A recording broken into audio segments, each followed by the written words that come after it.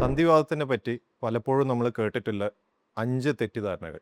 അതിലൊന്ന് വാർദ്ധക്യത്തിൽ കാണുന്ന ഒരു അസുഖമാണ്. അല്ല. സന്ധിവാതം ഏത് ഏജിലും തുടങ്ങാൻ പറ്റുന്ന ഒരു അസുഖമാണ്. 2 പെയിൻ ഉണ്ടെങ്കിൽ ജോയിന്റ്സ് ഡാമേജ് ആയി. അങ്ങനെയോ അല്ല. പെയിൻ ഉണ്ടെങ്കിൽ ചിലപ്പോൾ അതിൽ ജോയിന്റ്സ് ഇൻഫ്ലമേഷൻ കൊണ്ടുവരുന്ന പെയിൻ ആയിരിക്കാം. അതിൽ ട്രീറ്റ്മെൻറ്റ് എടുത്താൽ നല്ല രീതിയിൽ കൺട്രോൾ ചെയ്യാൻ പറ്റും. മൂന്നാമത്തത് മെഡിസിൻസ് ഡേഞ്ചറസ് ആണ്. ഒരിക്കലുമല്ല. പ്രോപ്പറായിട്ട് ഒരു ഡോക്ടറിൻ്റെ ഗൈഡൻസിൻ്റെ അടിയിൽ ട്രീറ്റ്മെൻറ്റ് എടുത്തു കഴിഞ്ഞാൽ നല്ല രീതിയിൽ നമുക്ക് ട്രീറ്റ്മെൻറ്റ് കണ്ടിന്യൂ ചെയ്യാൻ പറ്റും. സൈഡ് എഫക്ട്സ് ഇല്ലാണ്ട് നമുക്ക് മരുന്നുകൾ എടുക്കാൻ പറ്റും. അടുത്ത തെറ്റിദ്ധാരണ എക്സസൈസ് ചെയ്താൽ പെയിൻ കൂടും. ആക്ച്വലി സന്ധിവാതത്തിൽ അടങ്ങിയിരിക്കുമ്പോഴാണ് പെയിൻ കൂടുതലുണ്ടാവുക. അനങ്ങി തുടങ്ങുമ്പോൾ പെയിൻ കുറയുക ചെയ്യുക. അപ്പോൾ കൺട്രോൾ ചെയ്ത അസുഖത്തിൽ എക്സസൈസ് അനിവാര്യമാണ്. അസുഖത്തിനെ കൺട്രോൾ ചെയ്യാൻ അത് ഹെൽപ്പ് ചെയ്യും. ഏറ്റവും ലാസ്റ്റ് ക്യൂർ ഇല്ലാത്ത അസുഖമായതുകൊണ്ട് ട്രീറ്റ്മെൻറ്റ് ആവശ്യമില്ലാതാണ്. അതും തെറ്റിദ്ധാരണയാണ്. ക്യൂർ ഇല്ലാത്ത അസുഖമായതുകൊണ്ട് ട്രീറ്റ്മെൻറ്റ് വേണ്ട എന്നുള്ളത്. ട്രീറ്റ്മെൻറ്റ് എടുത്തു കഴിഞ്ഞാൽ പലപ്പോഴും പേഷ്യൻസിന് നോർമൽ ഡെയിലി ലൈഫ് കണ്ടക്ട് ചെയ്യാൻ പറ്റും.